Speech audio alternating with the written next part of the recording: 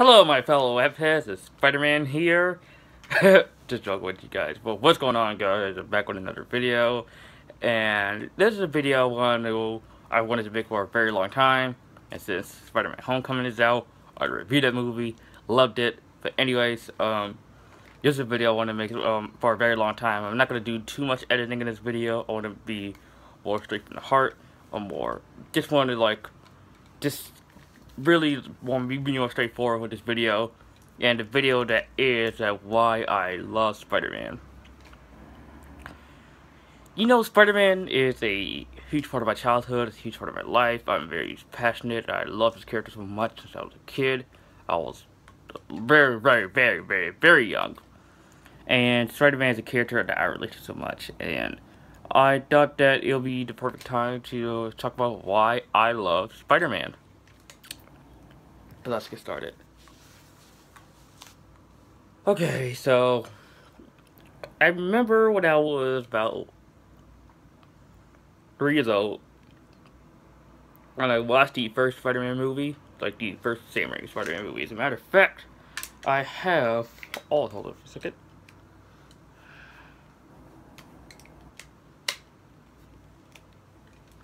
I have of course you see I have all the movies right here, of course, including the Spider-Man 3, and the first movie.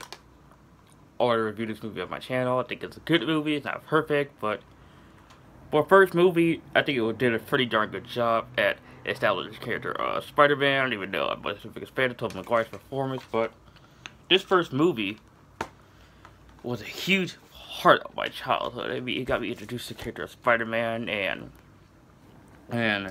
I thought at the time when I first saw this movie on VHS, I had both this movie on VHS and DVD because I was spoiled. But, you know, watching that movie as a kid, I watched this movie like almost every day, every single day. Then I had Spider-Man house flippers. I had the Spider-Man Green Goblin walkie-talkies. It's based on this movie, and I also remember watching the '90s cartoon and the MTV series. And I just remember loving this character so much that I was obsessed with this character. So I just loved this character for years. And since I have my Spider-Man costume when I was 3 years old, Halloween 2003. I see it right here. Yeah, this is Halloween 2003. I dressed up as Spider-Man. You know, I love this character. If you talk to my family, we tell them stories about me as Spider-Man. I have some embarrassing Spider-Man stories. They will probably tell you something like it was at my grandmother's job when I was like 4 years old. She worked at AU, and I embarrassed her because they did a Spider-Man face paint. She couldn't get the space paint right, so she gave me a black spider, and I said, "That's not Spider-Man! That is not Spider-Man!" And I was like, hear that story now makes you laugh. So, yeah, and I just thought this character, what I just love so much about the character, since I am a teenager now myself. He's a nerd. He's getting bullied at school. He had to deal with homework, grades, crushes, girlfriends, responsibility. It's just so many other teenage stuff that he had to deal with that I had to deal with now myself in my personal life. And I just thought that since I'm a teenager now, I'm pretty much like the real life Peter Parker / Spider-Man. And what makes this character so great, that he's not a billionaire, he's not an alien from another planet, he's not a demigod, he's not someone that's deformed looking. He's just a regular normal teenage boy with the powers of a spider and deals with whatever a spider can. And that's what makes the character so great, that he has to deal with real life problems. He has to deal with girlfriend, school, family. He has to deal with all these other things that a normal person has to do. And that's what makes me love this character so much. And plus, I don't really have the biggest collection of comic books, but I will show you my Spider-Man comics that I do have. But you see the one with Venom, the Spider-Man number 700, the last issue of the original Amazing Spider-Man run. The original Amazing Fantasy number 15, his debut, which was not really the original one, it's just a reprint. The newer Spider-Man comics, Amazing Spider-Man comics. And Amazing Spider-Man Life Death Part 1 with the Vulture. But yeah, this character is like a huge part of me, and reading so many comics, watching all the movies, this cartoon, TV show, playing many Spider-Man games, having action figures in my back, see that Spider-Man Minting Edition and box figure that I have, because I'm a huge, just love this character so much. Yes, but I think that when I saw Spider-Man Homecoming, when I saw that movie in theaters, Thursday night, 10 o'clock. This is a spoiler, by the way.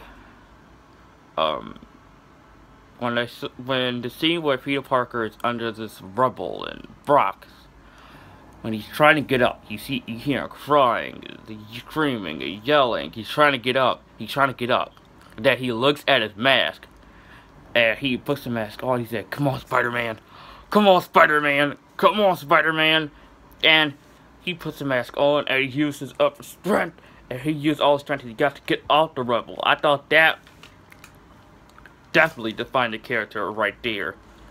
And I thought that Homecoming was the perfect Spider-Man movie for me. And this comes from a guy who loved the Amazing Spider-Man movies. I know that's crazy. That's insane, but like I said, we have opinions, people. But I just thought that when I saw Spider-Man Homecoming, Tom Holland's performance, when I first saw him in Civil War last year, I just thought that they nailed the character to a T. They nailed Spider-Man's character to a T. And I really thought that with the MCU, how they handle Spider-Man right now, he's gonna be totally fine. And plus, see, with me as Spider-Man, I felt like I really connect with him. And I know I said this many times. I think that what makes me love this character so much.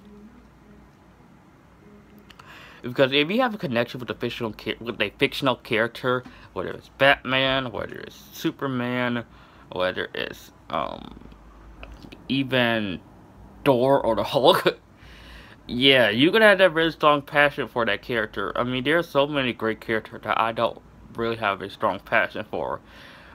I mean, I love Batman and Superman, but when it comes to Spider-Man, he is like the #1 character that I just like. If we talk crap about Spider-Man, you're talking crap about me. Yeah, I'm just joking. And I also think that I have met many people on the internet who love Spider-Man so much, like Parker Michael. He's a humongous Spider-Man fan.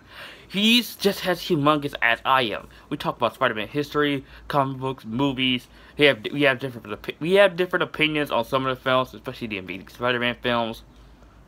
We talk about of course, the video games, the TV shows, so many other things Spider-Man related. Talk about our own Spider-Man movies and stories. I just thought that since I met him on the internet, I felt like, wow, I met someone who loves Spider-Man as much as I do, and I thank Parker Michael for that.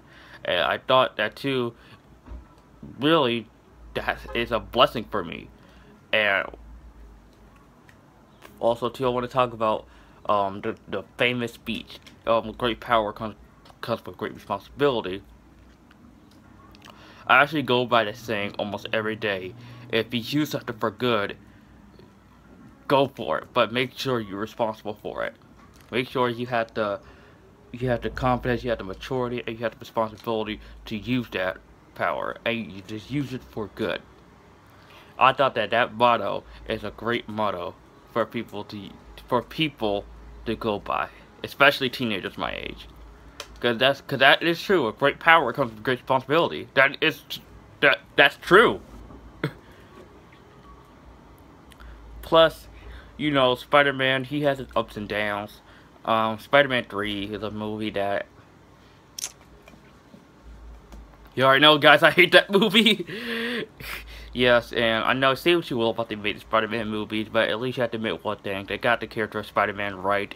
And also, too, they got the relationship between him and Gwen Stacy very great, too. But, like, I think, like, editing after Spider-Man 2, like, people just have these divisive opinions on Spider-Man movies. And, for me, like I said, we have different opinions. I hate Spider-Man 3, but I love the Amazing Spider-Man movies. Oh well. But I also think that since Spider-Man is in the MCU, they can like use many villains that they can use. Like they can use, like I said, they're teasing. They're teasing Scorpion. They're teasing so many villains like Kraven, Mysterio. And I know they're talking about doing a solo Mysterio movie. Like, that's stupid. Like, Sony, give it up. Just give it up. And that Venom movie? No. Just no. Sony, just... Oh my gosh, Sony, just give it up. I mean, I love the Amazing Spider-Man movies. I know I've said that so many times, but just give it up. Just give it up. Ugh. What also do gravitates me more to the characters there? Of course, that he's, like I say, he's a nerd in school. Like, he gets bullied a lot. He gets bullied in school. I still get bullied in school, but I'm not gonna let anybody poke me around though. But is that Peter Parker? He's a dork. He's not Tobey Maguire dork. He just no, no. But I try to think of more things to say other than this character I relate to so much. I love him. I just grew up with this character. I think this character is one of my favorite characters of all time. And he's, without a doubt, my favorite comic book character of all time. My favorite Marvel character ever.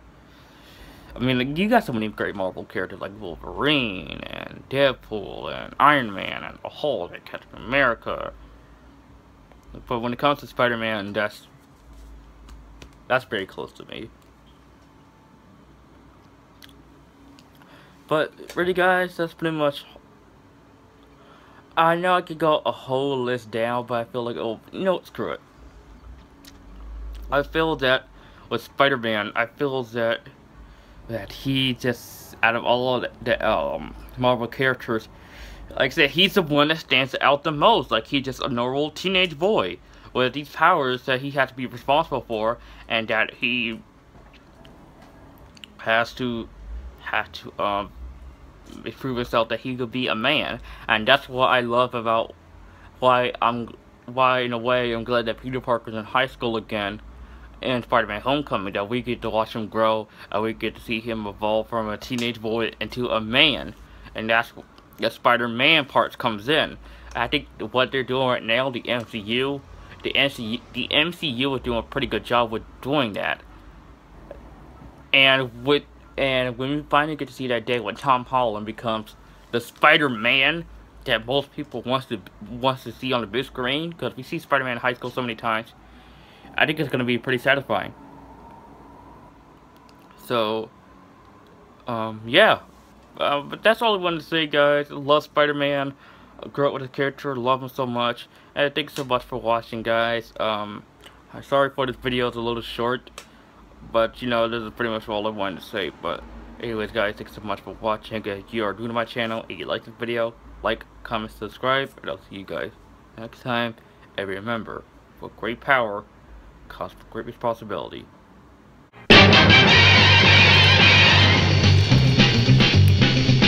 Spider-Man, Spider-Man, does whatever a spider can. Spins a web any size, catches thieves just like flies. Look out, here comes the Spider-Man. Is he strong? Listen, bud, he's got radioactive blood. Can he swing from a thread? Take a look overhead. Hey there goes the Spider-Man in the chill